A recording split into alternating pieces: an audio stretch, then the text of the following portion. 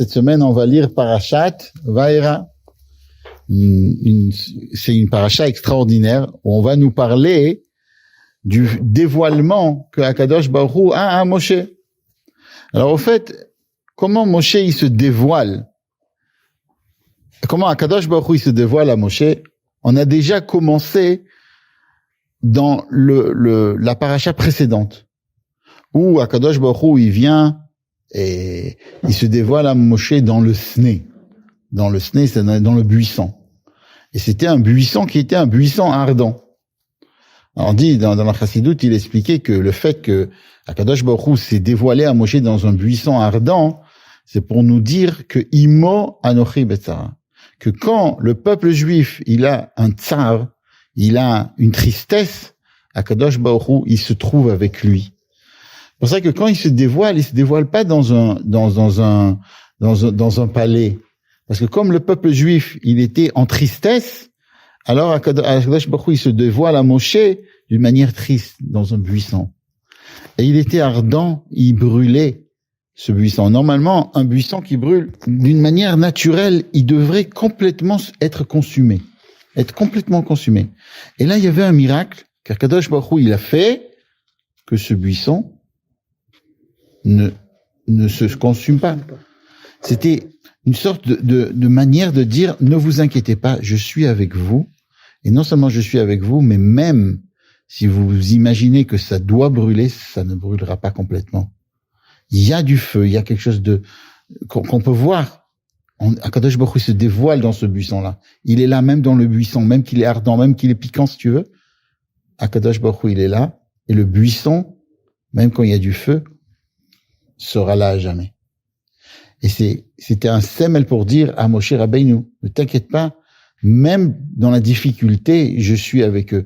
Et c'est pour ça que des fois, déjà dans la semaine précédente, il se dévoile, Eye Asher Eye. Je suis celui qui sera avec eux. Je serai toujours avec eux. On raconte comme ça que c'est un machal, c'est un exemple. On raconte que un juif, il quitte ce monde, et il arrive dans le monde en haut, dans le monde céleste. Quand il arrive là-bas, on lui montre toute sa vie comme si c'était comme s'il était à la plage, d'accord? Et comme s'il voit toute sa vie qui était calquée sur la plage. Et à chaque fois, il voit deux paires, comme s'il y avait deux pas qui marchaient, comme ça. Il y en a qui, il voit comme ça deux pas, les pas à lui et les pas de quelqu'un qui est à côté de lui. Et à chaque fois qu'il se rappelle où il a eu une impasse dans la vie, il voit que il y a plus deux pas.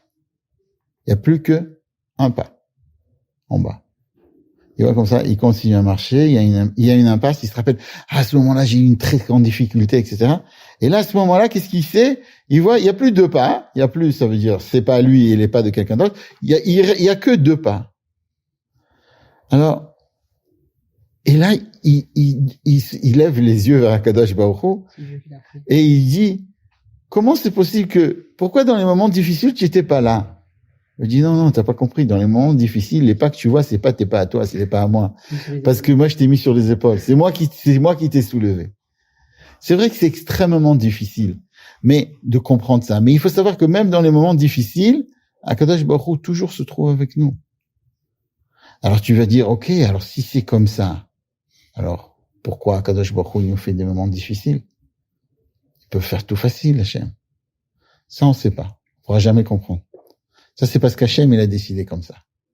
Il a décidé qu'il veut être avec toi et il veut que tu le cherches. Il veut que tu le recherches. Et le but de la difficulté, c'est pour qu'on recherche Akadosh Baruch Hu. Ça, c'est le but le seul but de la difficulté. Il y a des choses qu'on peut pas comprendre, c'est trop dur pour nous de comprendre, on ne comprendra jamais. Et si on comprend ça, c'est pas bien pour nous. Comme on avait dit une fois, qu'il y avait un grand tzaddik qui disait, si j'arrivais à comprendre Akadosh Baruch Hu, je voudrais pas travailler à un Akadosh Baruch Hu que j'arrive vraiment à le comprendre. Parce que ça veut dire qu'il est à mon niveau. Moi, je veux, justement, parce qu'il y a des cheshbonot d'Akadosh Baruch Hu qu'on peut pas comprendre. Il y a des cheshbonot de ce qui se passe dans ce monde-ci. et ce qui se passe dans le monde céleste, ce qui s'est passé avant, ce qui va se passer après. Tout ça, c'est des choses qui étaient chez Akadosh Baruch Hu et qu'on peut pas comprendre. On n'a pas les données pour comprendre. On peut pas comprendre. Mais une chose, il faut savoir qu'Akadosh Baruch Hu, ayez Asher ayez. Je serai toujours avec eux.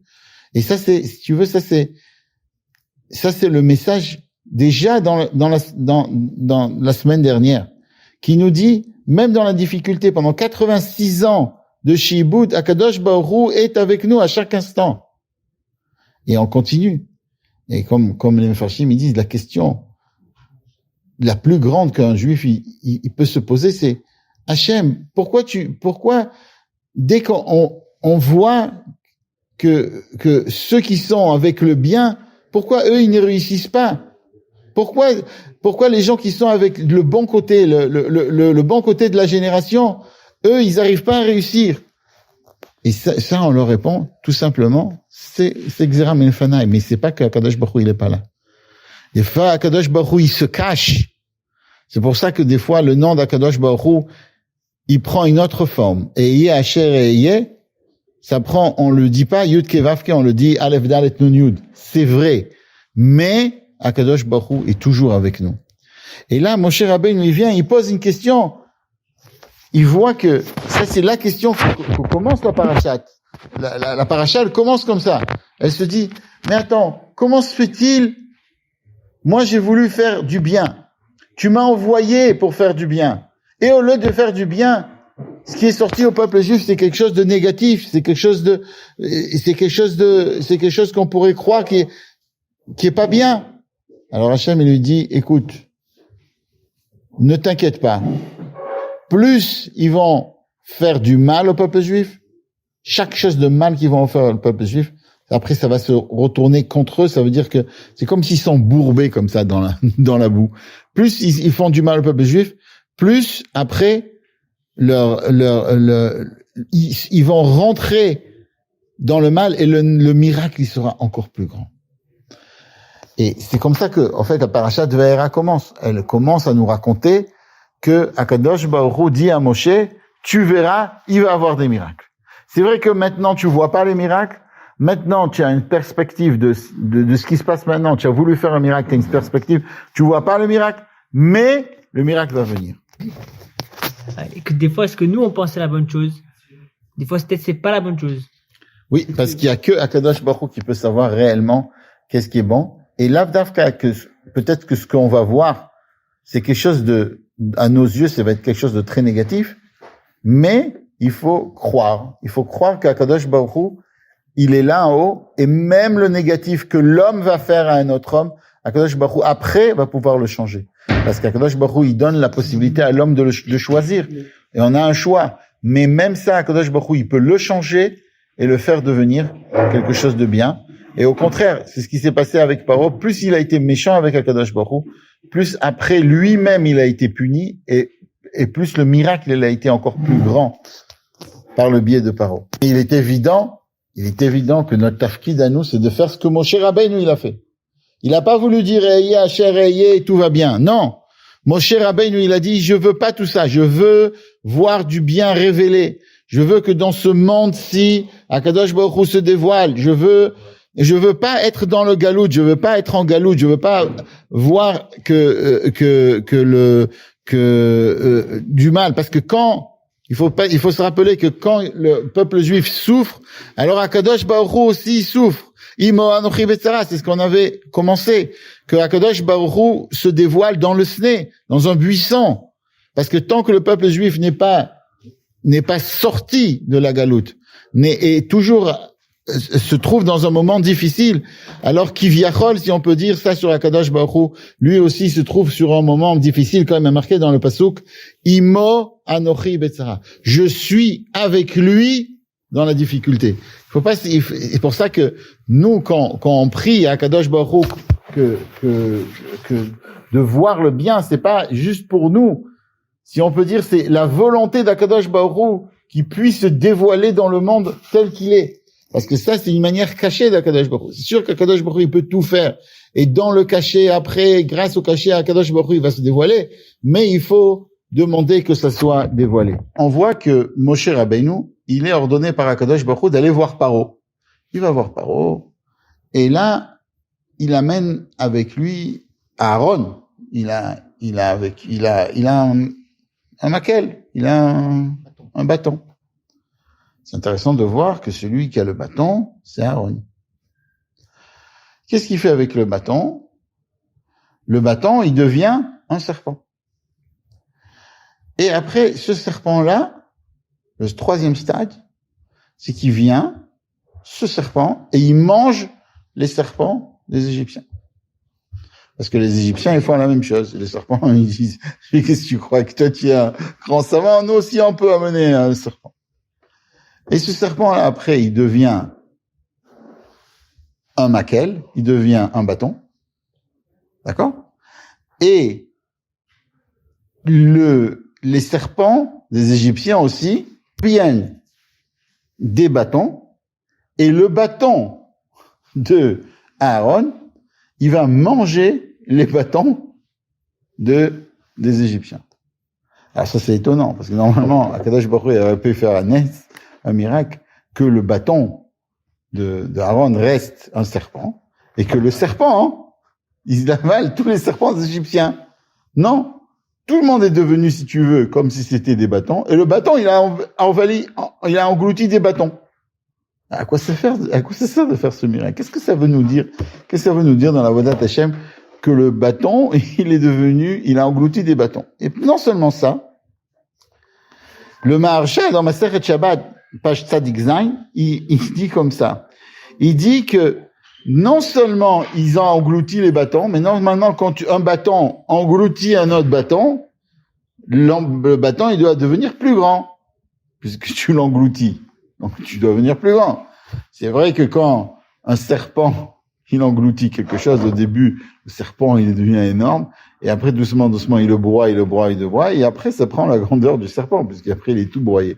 Mais, dans un bâton qui est très dur, il y a une densité très forte, le bâton, il reste un bâton.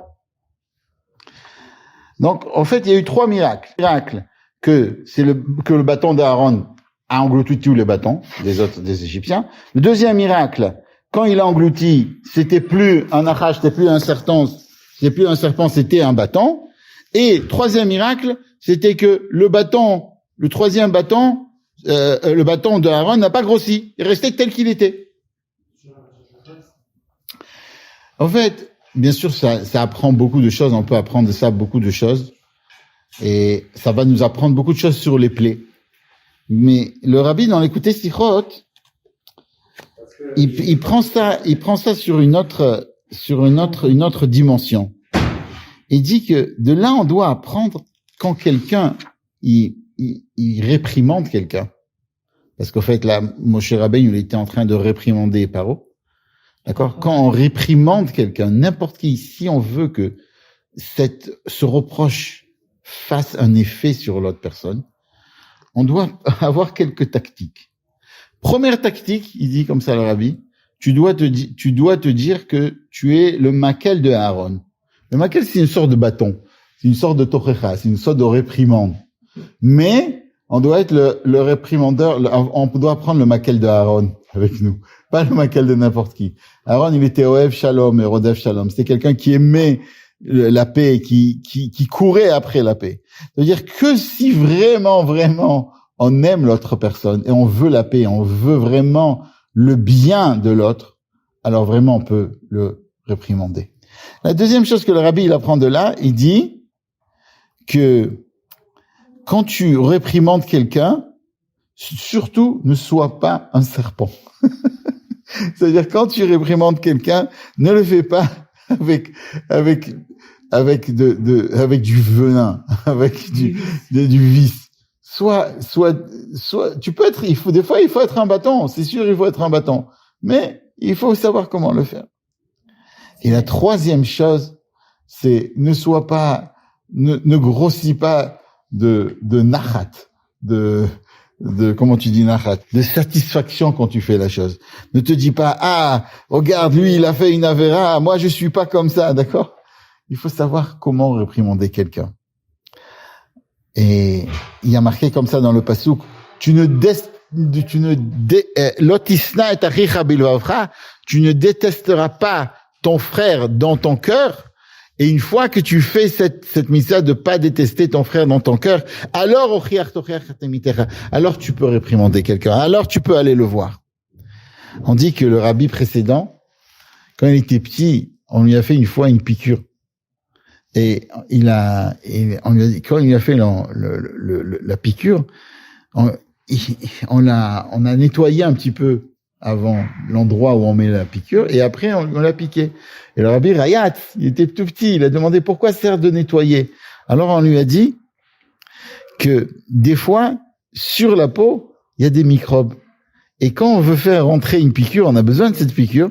Alors il faut savoir que des fois ces microbes-là, ils rentrent avec la piqûre. Alors il a dit comme ça que même quand on réprimande quelqu'un, on doit le faire piquer. Il faut faire attention de pas mettre de la kina, de pas de la haine, de pas mettre de la jalousie ou de l'orgueil ou de la colère quand on réprimande. Et parce que justement, quand on se nettoie avant, d'accord, alors on peut vraiment réprimander comme on peut. Et ça, si tu veux, ça c'est l'histoire de comment venir vers quelqu'un, comment influencer quelqu'un. Et ça, c'est à tous les niveaux. Ça peut être avec nos enfants, ça peut être avec notre famille, ça peut être tout le temps. Toujours, prendre ces 3 klalim-là, d'être à Aaron à Cohen, d'accord? Le deuxième klal, on a dit, c'est de pas mettre du venin quand on parle, d'accord? Et troisième chose, de pas être heureux et content de devoir le faire. Le faire parce qu'il faut le faire. Ça, si tu veux, ça c'est le commencement quand il va voir donc Paro, et il lui dit voilà ce qui va se passer. Et puis dans la paracha tout de suite après, on va nous raconter quelque chose d'autre. La paracha, elle continue, elle nous parle de makat dam. Makat dam, ça veut dire le sang. Alors, on sait que tout ce qui s'est passé en Égypte, ça se passe à chaque instant. Ça veut dire, un juif, il doit se sentir à chaque instant comme s'il était sorti d'Égypte. Et en fait, toutes les makot qu'on va voir dans la paracha, et tout ce qu'on va voir dans la paracha, ça doit nous apprendre comment on doit se conduire avec Akadosh Baruch Hu. Et si on sait qu'Akadosh Baruch Hu, la première makat qu'il a donnée, c'est le makat de dam, ça doit nous apprendre à nous que si on veut se battre les Yetzer Hara, la première chose qu'on doit faire, c'est de lui donner une makat d'âme. Donc, une plaie qui s'appelle la plaie de sang. Et là, on va se demander, qu'est-ce que nous, on peut faire? Comment on peut montrer le makat d'âme au Yetzer Hara? Comment on peut donner cette plaie-là au Yetzer Hara? À notre Égypte qu'on a dans nous? Comment on peut faire cette chose-là? Alors, on dit comme ça. Il y avait une histoire comme ça c'était comme à Morel, il faisait très, très froid. Et le Hagam, c'est le fleuve. C'était en Russie. Il était glacé. Ils ont vu un non-juif que sur les chassidim, ils étaient là-bas. Ils étaient en train de voir un non-juif qui prenait un maquel, qui prenait un bâton et qui faisait un signe. D'accord? Il gravait sur le Hagam, sur le fleuve, quelque chose qu'un juif qui est interdit pour les juifs, d'accord? Il faisait des signes, il faisait des choses qui étaient interdites, des choses d'Avodah Zara. Et ces chassidim là, quand ils ont vu quelque chose comme ça, ils ont dit, paraît qu'on doit apprendre de tout dans l'Avodat Hashem, dans le travail d'Akadosh Baruch Hu. Si on voit quelque chose, on doit faire quelque chose avec. On doit travailler mieux à Akadosh Baruch Hu.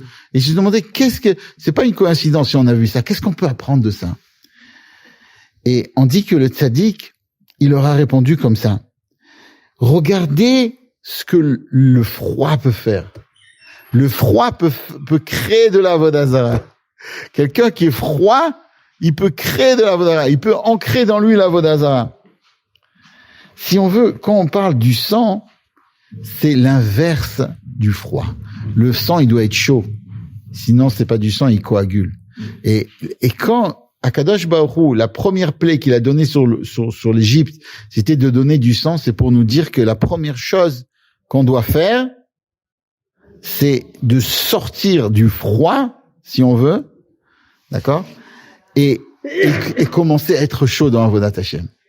On raconte comme ça que il y avait un monsieur qui rentrait dans un endroit où il y avait des chassidim qui priaient. Et tous ils faisaient comme ça avec hitlavut, avec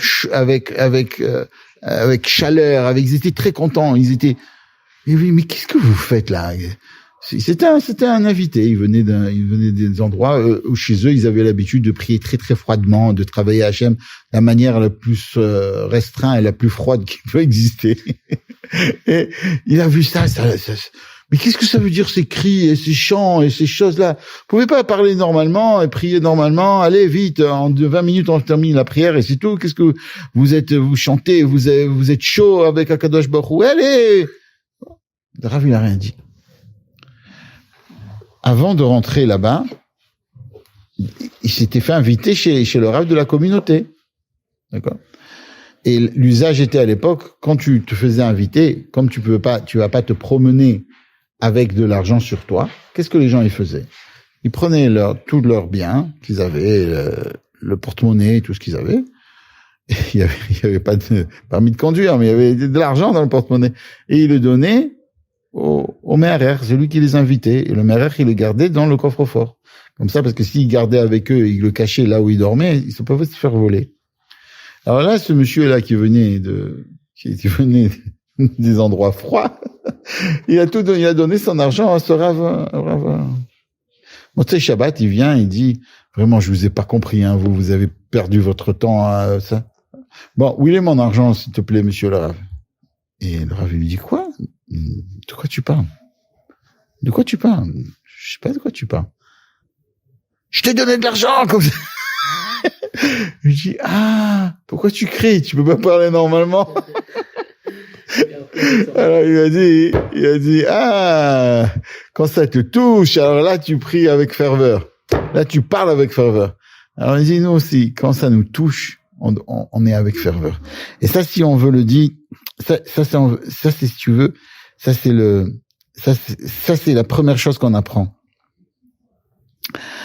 On apprend que si quelqu'un, d'accord, si quelqu'un il prie vraiment, il est vraiment attaché à Kadosh Baruch Hu, il doit avoir de la ferveur.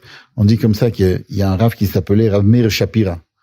Miloublin, lui aussi, il est arrivé prier dans un endroit où il faisait tout comme ça, d'après strict, sans aucune ferveur, sans aucune chose.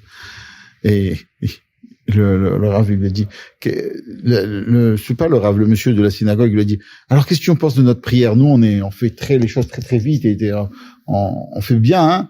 Il a dit, oui, ça m'a rappelé exactement, j'étais dehors et j'ai vu un panneau, il y avait marqué, celui qui veut manger une glace.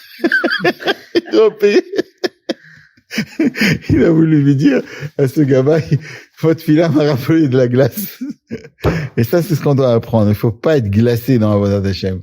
Il faut pas être un congélateur, comme on dit. Il faut avoir de la chaleur. Et on dit comme ça que tout de suite après, Akadosh Baruch Hu, qu'est-ce qu'il envoie? Tout de suite après la Maka de Dam, tout de suite après, qu'est-ce qu'il y a? Il y a le Maka de Tzfardea. C'est quoi le Maka de Tzfardea? C'est exactement l'inverse. Tzfardea, ça représente le Nil, ça représente la froideur. Parce qu'il faut savoir que si on est chaud dans Avodat Hashem, automatiquement, on est froid dans tout ce qui a rapport avec le sujet de ce monde-ci. Celui qui est froid dans Avodat Hashem, tout ce qui a rapport avec ce monde-ci, pour ça, il est très chaud. Celui qui est chaud dans Yané Haolam Hazeh, alors il est froid dans Avodat Hashem. On raconte comme ça, hein, qu'il y avait, chez le Admour Misadigour, il y avait un monsieur comme ça qui voulait absolument étudier dans un endroit il voulait étudier, je sais plus quoi. Mais le milieu là-bas, il était très très froid. Et le Admour Misadigour, il a dit, ne va pas là-bas. J'ai dit, quel est le problème? Ils sont pas anti-religieux. Juste, ils sont froids. Il dit, celui qui est froid dans Avodat Hashem, automatiquement, il est chaud dans Yané Haolam Hazeh, dans tout ce qui a rapport avec ce monde-ci. Et bien sûr, il a pas écouté. Et bon, et il est très, après, il y a eu la Shoah, etc. Il est vraiment, vraiment descendu. Et ça, c'est ce qu'il a voulu lui dire. On peut pas être neutre. Notre judaïsme ne peut pas être neutre. Si on veut être juif, il faut être chaud. Il faut être content de ce qu'on fait. Il faut être heureux de ce qu'on fait. Et alors, on peut vraiment travailler à Kadosh Baruch Hu. Et ça, si on veut, la fin de cette histoire, parce que c'est une vraie histoire, la fin de cette histoire, c'est que ce monsieur, il s'est très éloigné. Une fois, il est rentré à Bnei Brak, il a entendu un chant chassidique de Sadigoura, et ça lui a rappelé des chants qu'il entendait chez son père, et ça lui a fait faire, tu vois. La chaleur, quand il a entendu la chaleur, le chant, ça, c'est ce qui lui a fait faire, tu vois. Et que Bezrat Hashem, cette semaine, on arrive à sortir d'Égypte comme il faut. À sortir d'Égypte, à sortir des difficultés. Comme on a dit que tant qu'on est en Égypte, alors Akadosh Baruch Hu, il est triste. Et tant qu'on est dans le galout, Akadosh Baruch Hu, il est triste. Et quand on sort d'Égypte, Akadosh Baruch Hu, il est content avec nous. Et que chacun de nous, Bezrat Hashem, arrive à sortir de son Égypte. Et grâce à ça, qu'on arrive à sortir de l'Égypte générale avec la venue du Mashiach Tzidkenu Tekef U'Miyad Mamash.